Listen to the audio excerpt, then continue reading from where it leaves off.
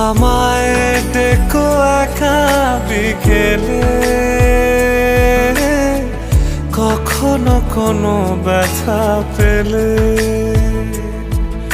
আমায় রেখো প্রিয় প্রহরে, যখনই মন কেমন করে।